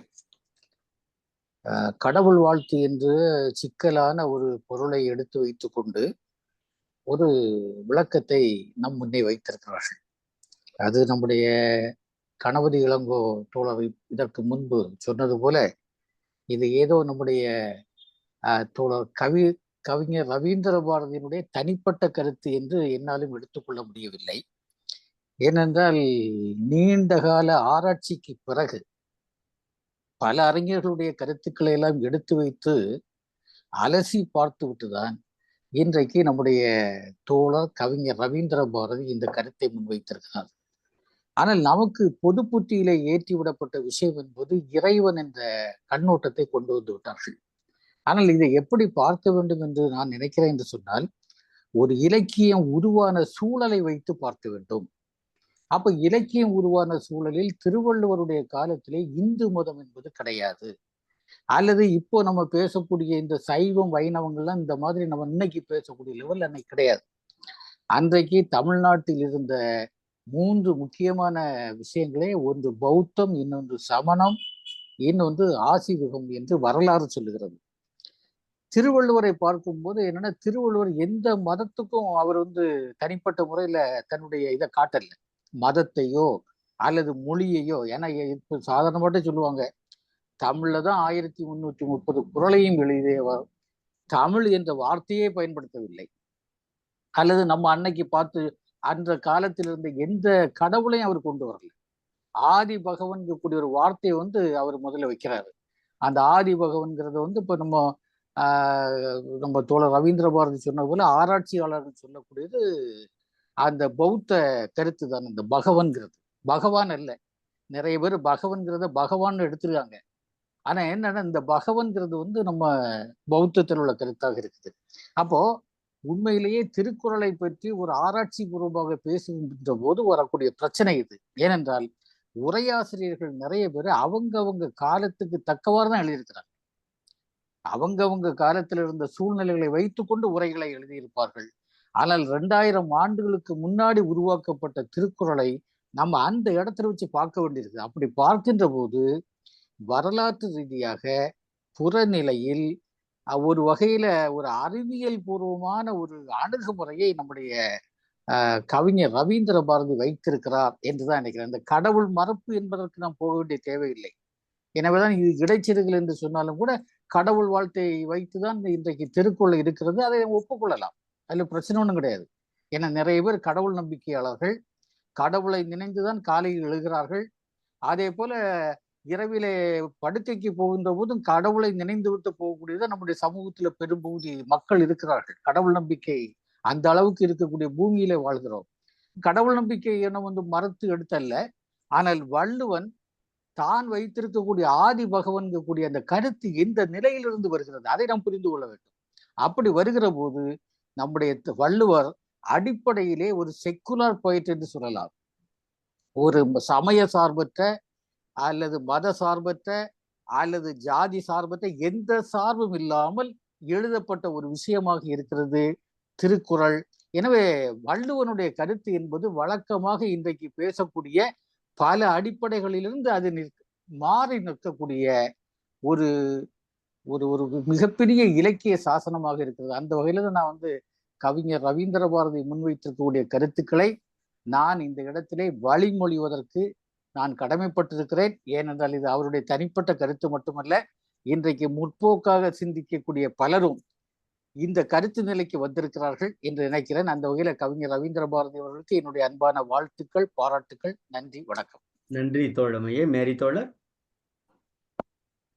வணக்கம். இன்றைக்கு கடவுள் வாழ்த்து பகுதியை மிக சிறப்பாக வீரசெல்வி தன்னுடைய அழகிய குழந்தை மொழியில் எடுத்துரைத்தால் வாழ்த்துக்கள். கவிஞர் ரவீந்திர பாரதி அவர்கள் சொல்லும் போது கொஞ்சம் என்னடா அப்படிங்கிற மாதிரி வித்தியாசமா இருந்துச்சு. புத்தரை பத்தி தான் சொல்லியிருக்காரு அப்படின்னு ஒவ்வொருத்தரும். இவரு சிவசுப்ரமணியன் சார் சொல்லும் போது இயற்கை பத்தி சொன்னா கொஞ்சம் குழப்பா இருந்துச்சு. எது உண்மை அப்படிங்கிற மாதிரி ஒரு குழப்பா இருந்துச்சு. அப்ப இப்போ மறுபடி இப்போ கங்கா அவர் அந்த ஐயா சொல்லும் போது எனக்கு அந்த குழப்பம் தீர்ந்துருச்சு. எல்லாரும் பேசுறதோ அப்ப கவிஞர் நிறைய, ஏன்னா அவரை பத்தி சொல்றதுக்கு எதுவுமே இல்லை. ஏன்னா திருக்குறள்ல நிறைய ஆராய்ச்சி செய்யக்கூடியவர். அப்ப அந்த குழப்பம் தீர்ந்து ஓ கவிஞர் ரவீந்திர பாரதி ஐயா சொன்னதான் கரெக்ட் போல இருக்கு அப்படிங்கிற ஒரு நிலைமைக்கு வந்திருக்கோம். இன்னும் நிறைய இப்படி ஒவ்வொருத்தரும் பேசும்போதுதான் இதுல என்ன உண்மை அப்படிங்கறது நம்ம இது ஒரு ஆராய்ச்சிக்கு உட்படுத்த விஷயமாவே நம்ம தெரிஞ்சுக்கிறோம். இது ஒரு நல்ல ஒரு என்ன சொல்ற ஒரு ஆரோக்கியமான ஒரு ஆராய்ச்சி இதாக இருக்குது. வாய்ப்புக்கு நன்றி, வாழ்த்துக்கள். நன்றி தோழர். மதுமிதா தோழர். வணக்கம் தோழர். நேற்றும் இன்றும் நிகழ்வு அவ்வளவு சிறப்பாக இருந்தது. குழந்தை வீரச்செல்வி அவங்கள பார்க்கணும் அப்படிங்கிறது விருப்பமா இருந்தது. இன்னைக்கு என்னால பார்க்க முடியல. சிலப்பதிகாரம் இதுலயும் சரி, இன்னைக்கும் சரி. தொடர்ந்து ஐயா ரவீந்திர பாரதி அவர்கள் முன் வச்ச விஷயத்தை மட்டும் நான் பேச பிரியப்படுறேன். ஒவ்வொருத்தங்களும் அவங்களுடைய சித்தாந்தம் சார்ந்து திருக்குறள் இதை வைணவத்தில் ஐயா தோழர் கங்கா அவர்கள் சொன்னது போல ஆசீவகம், சமணம், புத்தம் அப்படிங்கிறது சொன்னாலும் பல ஆராய்ச்சிகளின்படி புத்தம் அப்படிங்கிறதுக்கு முதல் 4 பாயிரங்கள் வான் சிறப்பை விடுத்து மற்ற 3 பாயிரங்களும் பௌத்தத்தை முன்னிறுத்துகிறது. அதுல 3 மட்டும் நான் சொல்ல விரும்புறேன். புத்தம் சரணம் கச்சாமி, சங்கம் சரணம் கச்சாமி, தம்மம் சரணம் கச்சாமி. இந்த 3 சரணங்களும் அதுல சொல்லப்படுது. முதல் பாட்டுல ஆதி பகவன் அப்படிங்கிறது அசோகர் காலத்து கல்வெட்டில் இங்கே பகவன் பிறந்தார் அப்படின்னு தான் எழுதப்பட்டிருக்கு. அடுத்தது மலர் மிசை எய்கினான் மானடி சேர்ந்தார். இதுல அவரு லும்பினி வனத்துல சித்தார்த்தர் பிறக்கிறப்போ அவருடைய பாதங்களை தரையில் படக்கூடாதுன்னு தாமரையில் வைத்தார்கள் அப்படிங்கிறதும் இருக்கு. அடுத்து என் குணத்தான் தாளை வணங்கா தலை. இது புத்தருடைய அஷ்டாங்க மார்க்கத்தை சொல்றது. நம்ம அசோக சக்கரத்துல 4 சிங்கங்கள் இருக்கும். அந்த 4 சிங்கங்கள்ல இருக்கிறது துக்கம், துக்க காரணம், துக்க நிவாரணம், துக்க நிவாரண மார்க்கம். இந்த 4 வாய்மைகளை புத்தர் குறிப்பிட்டது. அதுல துக்க நிவாரண மார்க்கத்துலதான் இந்த அஷ்டாங்க மார்க்கம் இருக்கு. அதனால இதுவும் அதைத்தான் சொல்கிறது. இப்படி பல ஆய்வுகள் சொல்லப்பட்டிருக்கு. பலரும் அதை ஆய்வு பண்ணியிருக்கிறாங்க. இன்றைக்கு அதை ரவீந்திர பாரதி அவர்கள் முன்வைத்தது மிகவும் சிறப்பாக இருக்கு. ஒரு 134 நாட்கள் வேள்வி யாகம் பண்றோம் அப்படிங்கிற பெருமிதம். நேத்து ஐயா கலெக்டர் அவர்கள் நம்முடைய மாவட்ட ஆட்சித்தலைவர் அவர்கள் கம்பரையும் எடுத்து கொண்டு வந்து சேர்க்கிறப்போ அந்த இறைமாட்சியில எப்படி நாட்டில் மன்னன் இருக்கணும் அப்படிங்கிறத கடந்து மாவட்ட ஆட்சித்தலைவர் இருக்கிறதையும் அவர் அந்த எளிமையாக அணுகுவதற்கு இதமாக இருக்கிறான் அப்படிங்கிறதையும் அதை உணர்ந்தோம். கம்பராமாயணத்துல சொல்றப்போ நடுநடுங்கி அவர் சொல்றப்போ நமக்கு ஒரு நடுக்கம் உண்டானது. தோழர் கங்கா அவர்கள், நம் அவர்கள் எல்லாருமே இதை சிறப்பாக எடுத்துட்டு போறப்போ இந்த வேள்வியில் 133 நாட்களும் நாம் இருக்கணும் அப்படிங்கிற இதுல நான் வந்திருக்கிறேன். இதோட நான் நிறுத்திக்கிறேன். நன்றி, வணக்கம்.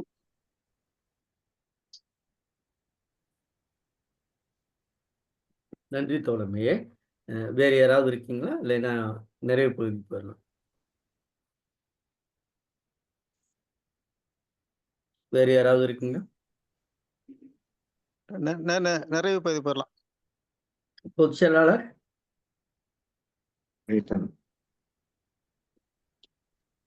கேக்குதுல்ல? கேக்குது பொதுச் செயலாளர். அனைவருக்கும் வணக்கம். வீரச்செல்வி அவங்க ஒரு வரலாற்று சாதனை புரிந்த ஒரு மாணவி. அந்த மாணவி இன்றைய தினம் நம்மிடையே இந்த நிகழ்வை சிறப்பாக்கியது. அவரை நம்ம நிகழ்வுக்கு அழைக்க வேண்டும் என்று இருந்தோம். அதை முற்றுவதல் செய்த மாணவியும் கூட அவள். அதனால் கடவுள் வாழ்த்தை முதல் அதிகாரமாக சொல்லியதுக்கு வீரசெல்வி அவர்களுக்கு நன்றி தெரிவித்துக் கொள்கிறேன். இவர்களை தயாரித்த ஆசிரியர் ராஜசேகர் அவர்களும் அவருடைய இணையரும் மிக பெரும் உழைப்பை செலுத்தி இந்த சாதனையை நிகழ்த்தியிருக்கிறார். அவர்கள் பள்ளியில் 22 மாணவர்கள் முற்றுவதல் செய்தவர்கள், 2 மாணவிகள் சிலப்பதிகாரத்தை முற்றுவதல் செய்தவர்கள். இன்றைய தினம் கூட சாலமன் பாப்பியா அவர்கள் நான் நேரில் சென்று அந்த பள்ளிக்கூடத்துக்கு சென்று அவர்களை வாழ்த்தி நான் வர வேண்டும் என்று சென்று அவர்களுக்கு ஒரு 10,000 ரூபாய் நினைக்கிறேன் அதை தொகையும் அந்த குழந்தைகளுக்கும் கொடுத்து வந்திருக்கிறார். அதே போலவே பல்வேறு இடங்களில் இருந்தும் அவர்களை அழைத்து அவர்களை கௌரவிக்கக்கூடிய ஒரு பண்பை பார்க்கிறோம். அந்த ஆசிரியர்களும் இன்று நம்மிடையே உள்ளே இருக்கிறார்கள். திருக்குறளுக்காண்டி நம்ம ராஜசேகர் சார் ஏற்கனவே சைக்கிள் பயணம் போயிருக்காருன்னு நினைக்கிறேன். இந்த முறை கூட போகலாம் என்று ஆசிரியரிடம் கேட்டுக்கொண்டிருந்தார். அந்த அளவுக்கு திருக்குறள் மீது மிகப்பெரிய பற்றாளர். இன்றைக்கு குறள் ரொம்ப நமது ரவீந்திர பாரதி அவர்கள் மிக தெளிவாக சொன்னார். தமிழ் ஒலி கூட இதை எடுத்திருக்கிறார். ஆதி பகவன் என்பது இரு பெயரொட்டு பண்பு தொகை என பரிமேலழகர் சொல்லி ஆதி என்பதும் கடவுள், பகவன் என்பதும் கடவுள் அப்படின்னு போறாரு. ஆனா தமிழ் ஒலி என்ன சொல்வாருன்னா, அந்த சமணம் இதுல முதல் பகவன் ஆதி பகவன் அப்படின்றதுக்கு ஒரு உதாரணம் என்ன கொடுப்பாருன்னா, நாகரிகம் இல்லாத சமூகம் இருந்தது. இந்த நாகரிகம் இல்லாத மனித சமூகத்திற்கு கல்வியையும் பண்டமாற்று முறையையும் இந்த கல்வி பண்டமாற்று முறை இன்னொன்னு அந்த 3ஐயும் சொல்லி கொடுத்த ஆதி முதல்வர் அவர்தான் அவங்களுடைய 24 பகவன்களில் ஒருவர் என்று தமிழொலி அவருடைய இதுல விளக்கிட்டு போவாரு. வடமொழி சார்ந்து அவர்கள் பரிமேலழகர் சொல்லியிருக்கிறார் இரு பெயரொட்டு பண்பு தொகை என்று. ஆனால் அது அப்படி அல்ல என்று சொல்லியிருப்பார். நம்ம இன்னைக்கு ரவீந்திர பாரதி தோழர் ரொம்ப விரிவா எல்லாத்தையும் சொன்னாங்க. இருள் சேர் இருவினைன்றதான் இருள்னா அறியாமைன்னு கூட வரும். அறியாமையினால் வரக்கூடிய நல்வினை தீவினை அப்படின்றப்ப நல்வினையும் தீவினையும் அறியாமையினால் வருகிறதா அப்படின்றதெல்லாம் ஒரு கேள்வி நமக்குள்ள வருதும். மிக அருமையான விளக்கங்கள் இன்னைக்கு உள்ள எல்லாமே. இந்த நிகழ்வு இதை போலவே தொடர்ந்து நாம் இதில் ஒரு என்னன்னா முற்றுவதல் செய்த அந்தந்த மாவட்டங்களில் திருக்குறளை முற்றுவதல் செய்த மாணவிகளை அழைத்து முதலில் அவர்களை 10 குறளையும் சொல்ல வைத்து அதற்கப்புறம் உரையாளரின் உரை, அதுக்கப்புறம் கலந்துரையாடல். இது இவங்களுடைய பார்வையில இந்த தாமரையின் மீது பிரம்மா இருப்பாரு, பெருமாள் இருப்பாரு, புத்தர் இருப்பாரு. இப்ப என்ன உள்ள இருக்கு? அப்ப அந்த காலத்தை பொறுத்து சொல்லணும் அப்படின்றது. அப்புறம் என் குணத்தான் வஞ்சமாவும் நல்லா சொன்னாங்க. புத்தரனுடைய இதுல அந்த 8 இது வரும். அவருடைய மற்ற இதுகள் எல்லாம் இணைத்து சொன்னாங்க. அதுமே மிக சிறப்பு தான். அப்ப வஉசி ஒட்டுமொத்தமாக இந்த 3ஐயும் இடைச்செருகல்ல நிராகரிச்சிருவார். இது நீங்க கலைஞரனுடைய இதை பார்த்தால் ஒரு அறிவில் சிறந்தவன் அவனுடைய கால்களை தொழுவதில் என்ன நமக்கு இறை இருக்கு. இறைன்றதை எடுத்துட்டு அங்க அறிவில் ஒழுக்கத்தில் சிறந்தவர் அப்படின்னு கலைஞர் அவருடைய உரைகளில், ஏன்னால் அவர் இறை மறுப்பாளர், அதனால அப்படி வச்சுட்டு போவாரு. ஆனால் நாம் அப்படி எதையும் அந்த காலத்தில் அந்தந்த காலத்திற்குரிய அந்த இலக்கியம் எந்த இலக்கிய காலத்தில் படைக்கப்பட்டது, அந்த காலத்தில் எது ஆட்சி செய்தது, அப்போது உள்ள சமூக அமைப்பு எப்படி இருந்தது, அந்த சமூக அமைப்பு தான் இந்த சிந்தனையை உண்டு பண்ணியிருக்கும் என்ற நோக்கில் ஐயா ரவீந்திர பாரதி அவர்கள் சொன்னது மிகச் சரியானது. வாழ்த்துக்கள், நன்றி. நாம் இதை போலவே தொடர்ந்து இந்த நிகழ்வை எடுத்து செல்வோம். நன்றி. நன்றி பொதுச் செயலாளர் அவர்களே. ரவீந்திர பாரதி ஐயா நிறைவா நீங்க பேசுறது நானும் ஒரு 2-3 கருத்து அப்புறம் சொல்லிடுறேன். நீங்க சொல்லிட்டு அதை இணைச்சு நான் சொல்லிடுறேன். தோழர்கள் அனைவருக்கும் வணக்கம். இந்த குறளை பொறுத்த மட்டும் எல்லாரும் ஒரு கருத்து பேசிட்டே வரும்.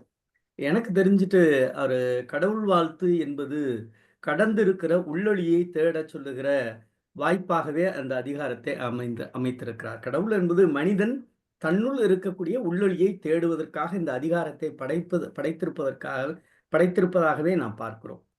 அவர் 10 குறளும் பேசுற இடங்கள்ல நிறைய விஷயங்கள் பேசிட்டே வர்றார். ஒவ்வொரு அதிகாரத்தினுடைய முதல்ல அவர் பேச வர்றதே எல்லாரும் கேட்கறது அந்த பகவன்னா யாரு? நிறைய பேர் பகவான், புத்தர் பெருமான் அப்படி அவர் முதல் குறள்ல ஒரு அடி அடிச்சிடறார். எப்படி எழுத்திற்கெல்லாம் அகரம் முதலாக இருக்கிறதோ, மனிதன் அந்த இவர் என்ன சொல்ல வர்றாரு? பகவன்னா பொருள் எப்படி வரும் அப்படின்னா, பெருமை உடையவன். நீ இந்த உலகத்துல பெருமை உடையவனா இருக்கணும், முதன்மையா இருக்கணும்னா, நான் சொல்ல போறேன் பத்தியா, இத பூரா கடைப்பிடி அப்படின்னு தான் ஆரம்பிக்கிறார். இப்படிதான் அவரு சொல்ல வர்றார். ஏன் அப்படின்னா எல்லா இடத்துலயுமே ஒரு ஒவ்வொரு குறளையும் ஒரு சொல்லாடல் வச்சுட்டே வர்றார். அது மாதிரி வாளறிவன், அடுத்து வந்து மலர்மிசை ஏகினன் மானடி சேர்ந்த அது மானடி யாரு, அடுத்து வேண்டுதல் இலானடி யாரு, இப்படி ஒவ்வொன்றாக அது மாதிரி இருள் சேர் இருவினையும் அந்த இடத்துலையும் பார்த்தீங்கன்னா இங்க ஒரு இறைவன் சுற்றாரு. இந்த இறைவன் யாரு அப்படி 6வதுல பார்த்தீங்கன்னா ஐந்தவித்தான் அப்படின்னு கொண்டு வர்றாரு. அப்படின்னா என்னன்னா அந்த 6வது குறள்ல அந்த இறைவன் 5வது குறள்ல இறைவன் வைக்கிறாரு, 10வது குறள்லையும் இறைவன் வைக்கிறார். இறைவன் யாருன்னா முதன்மையானவன் என்று பொருள். நீ முதன்மையானவனா இருக்கணும் அப்படின்னா நம்ம என்ன நினைக்கிறோம், வேற வேற பொருள்ல போயிட்டே இருக்கோம். மதம் சார்ந்து இதுக்குள்ள போனோம்னா கலர் சட்டை மாத்திக்கிட்டே இருக்கணும். வள்ளுவருக்கு கலர் சட்டை மாற ஆரம்பிச்சிருச்சு. அது மாதிரி கலர் சட்டை மாத்துவது இங்கே பொருள் அல்ல. நான் அணிகிற ஆடை என்னுடைய அடையாளம் அல்ல, என்னுடைய மனம்தான் இந்த வாழ்க்கையினுடைய அடையாளம். அதுக்குதான் அவர் சொல்றாரு அப்படின்னா, அது அடுத்து வந்து தாள் சேர்ந்தார்க்கு அப்படின்னு வரும்போது 2 இடத்துலயும் சொல்றாரு. 7வது குறள்லயும் பேசுறாரு, 8வது யாரு தாள் சேர்ந்தார் அப்படின்னு அவர் ஒரு கேள்வி. தனக்கு உவமை என்ன அப்படின்னா, முதல்ல இந்த உலகத்துல என்ன அப்படின்னா, தனக்கு ஊமை, எனக்கு நான் தான் ஊமை. இந்த உலகத்துல எனக்கு வேறு யாரும் ஊமையே கிடையாது. மன ரீதியா ஒரு மனிதன் எப்பொழுது இந்த வாழ்க்கையை சுவைக்க முடியும், ரசிக்க முடியும், அணுக முடியும், தன்னுடைய உள்ளொளியை தேட முடியும்னா தனக்கு ஊமை. அடுத்த வார்த்தை என்னுடைய நான் என்னுடைய பயணம் எப்படி பயணிக்க போறேன், என்னுடைய கால்கள் எங்கே எதை நோக்கி பயணிக்க போகிறது என்கிற நோக்கி போகணும். அப்படின்னா தான் நம்ம என்ன பண்ண முடியும்னா, நீங்க அடுத்து வந்து என்னன்னா அறவாளி அம்மா கூட மதுமிதா அம்மா கூட சொன்னாங்க. அது வந்து தர்ம சக்கரம். தர்ம சக்கரம்ங்கிறது தர்மம் வந்து சக்கரம் சொல்லிட்டுக்கிட்டே இருக்கும். நமக்கு நல்லது நடக்கும். தர்மம்னா என்னன்னா நம்ம செய்யற கொடுக்குற என்ன சொல்றது உபயம் அல்ல, பொருள் அல்ல. தர்மம் என்பது ஏற்ற இறக்கம் என்று சமநிலையில் பக்குவப்படுத்துவதுதான் தர்மம். அதுதான் வாழ்க்கை. தர்மம்னா ஒரு டியூப்லைட் வாங்கி போடுறது தர்மம் கிடையாது. அவன் ஒருத்தன் கஷ்டத்துல இருக்கான், ஏழ்மையில இருக்கான், நான் பணக்காரனா இருக்கேன், என்கிட்ட இருக்க கொடுத்து அவனையும் சமப்படுத்துவது, சம பங்கீடு, சமநிலை ஆக்குவதுதான். அதுக்குதான் அந்த அறவாளி அப்படிங்கிற பொருள்ல அவர் தர்ம சக்கரம்னு பேசுறார். என் குணத்தான்னா நிறைய பேரு எல்லாம் சைவ சித்தாந்தம், நிறைய பேர் என் ஒவ்வொன்றா அங்கிட்டு புத்தர் எல்லாரும் நம்ம என்ன பண்ணுவோம், 8 கேரக்டர்ஸ் அப்படி 8 குணங்களை பார்க்கிறோம். அப்படி கிடையாது. என் குணத்தை என்ன அப்படின்னா அந்த இடத்துல அப்படின்னா எளியன்னு அர்த்தம். எளியன்னு அர்த்தம். எளிமையா ஒரு மனசுக்கு மனிதன் எப்படின்னா குணம் எப்போ அடிபடுது, நோய்வாய்ப்படுறோம் அப்படின்னா இந்த மனம், இந்த குணம் திடகாத்திரம் இல்லாத பொழுதுதான் பயப்படுகிறோம். அதை நோக்கித்தான் அவரு அந்த என் குணத்தான் என்கிற அந்த சொல்லாடல அவர் இங்க பயன்படு. அப்படின்னா தான் கடைசியில் இந்த 10வது குறள்லயே வந்துடுற இறைவன் வந்துடுறார். யார் நீந்துவார் இந்த பிறவி, இந்த உலகத்துல பிறவி நம்ம பறந்துட்டோம், ஒண்ணும் பண்ண நீந்த யாரு சேர முடியும்னா, நான் முதல்ல சொன்ன பார்த்தீங்களா அந்த 9, இந்த 9ஐயும் எடுத்துட்டு வந்தீங்கன்னா நான் பின்னாடி சொல்ல போறேன் பாரு 11ல இருந்து, அதை கடைப்பிடி அப்படின்னு பார்க்கிறார். ஆகவே என்னுடைய பார்வையில் அவர் எங்கும் இறைவனை சுட்டுவதாக அவர் தோழர் கங்கா சொன்னது போல அவர் மதத்திற்குள் அடைபடக்கூடிய குருவி அல்ல, கூண்டுக்குள் அடைபடக்கூடிய குருவி அல்ல. அவர் ஜாதி சமயங்களில் அடைபட குருவி. அவர் ஒரு உளவியல் பேசுகின்ற ஒரு தமிழ் மகான்.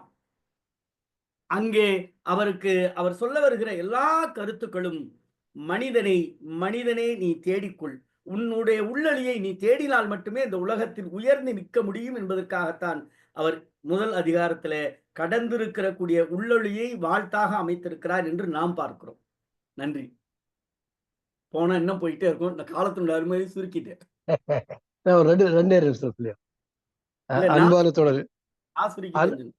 அன்பான தோழமைகளே, நம்முடைய கருமுருகன் ஐயா அவர்கள் தமிழ் எவ்வளவு இனிமையான மொழி, எவ்வளவு பொருளுள்ள மொழி, எவ்வளவு ஆழமான சொற்களை உடைய மொழி என்பதை அவருடைய பின்னோட்டம் நமக்கு உணர்த்துகிறது. எப்படின்னா எவ்வளவு நயமா சொல்ல பாருங்க. என் பதத்தால் அப்படின்னா எளி என்ற பொருள். என் குணத்தால் வேற இடத்துல என் பதத்தால் என்ற அது என்ன எளிய ஒரு நயம், அருமையான நயம். ஆனா எல்லாருமே இந்த உரையினுடைய கருத்தை வளம் சேர்க்கிற வகையிலேயே சொல்லியிருக்கிறார்கள். அதனால நான் ஒன்றும் யாருக்கும் பதில் சொல்ல வேண்டியதில்லை. எல்லாரையும் நம்ம பாராட்டு தான் தீரணும். எல்லாருக்கும் நன்றி சொல்றேன். இந்த பகவன் என்ற சொல்லுதான் இப்ப நமக்கு கொஞ்சம் விவகாரமா பண்ணுது. இந்த பகவன்னா அயோத்திதாசர் மட்டுமல்ல. அயோத்திதாசர் முழுக்க முழுக்க பௌத்தவாதி, பௌத்த சமயவாதி. அவர் எல்லா இப்ப இருக்கிற இந்து மதம் என்று சொல்லக்கூடிய சமய பண்டிகைகளை கூட அவர் பௌத்த அர்த்தத்துல படுத்துறார். அதை விட்டுருங்க. ஆனா மயிலை சீனி வெங்கடசாமி அவர்கள் பாவேந்தர் பாரதிதாசனாலே பாராட்டப்பட்ட ஒரு ஆராய்ச்சியாளர்.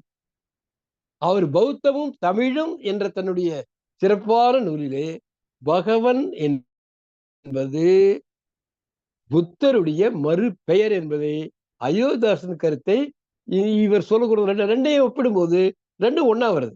அதனால நானே சிவசுப்ரமணிய ஐயா சொன்ன மாதிரி பகவன் என்பதை பகல்வன் தான் உரை எழுதி வச்சிருக்கிறேன். இப்ப நான் 995வது குரல் முடிச்சிருக்கிறேன். இன்னைக்கு நிறைய நண்பர்கள் இப்படி முடிச்சிருக்கிறீங்களே, இது காத்து வழியா போயிடும், நீங்க பதிவு பண்ணுங்கன்றதுனால எழுதிட்டு வந்திருக்கிறேன். இப்போ 100 குரலுக்கு எழுதிட்டேன். இந்த பகவான் என்பதை பகலவன் தான் உரை எழுதுறேன் நான். நல்ல வேளை நம்ம இணையவழி கருத்தரங்குக்காக நான் பல நூல்களை புரட்டி பார்க்கிற பொழுது பகவன் என்பது புத்தருடைய மறுபெயர் தான் என்பது எனக்கு உரைத்தது. அதனால நான் கருத்தை மாத்திட்டேன். இது இது ஒரு நல்ல வாய்ப்பை கொடுத்து எனக்கு அலசி ஆராய்வதற்கான ஒரு வாய்ப்பை கொடுத்தது. அதாவது ஆறாரும் கூட கருமுருகனையா சொன்ன மாதிரி சமய சார்பு அல்லாத மாதிரி தான் வள்ளுவர் தொடர்ந்து பயணிக்கிறார். ஏன்னா பௌத்தன் கூட புத்தர் என்றதை நேரடியா சொல்லாம பகவன் என்ற சொல்லின் மூலமாக ஒரு ஆகு பெயர் மாதிரி புத்தரை உணர்த்துற மாதிரி குறியீடாக உணர்த்துற மாதிரி தான் சொல்லிட்டு போற. எங்கேயுமே எந்த சமயத்தோடும் தன்னை கட்டுப்படுத்திக் கொள்ளாதவர், எந்த சமயத்துக்கும் அடிபணியாதவர், சுதந்திர சிந்தனையாளர் வள்ளுவர்.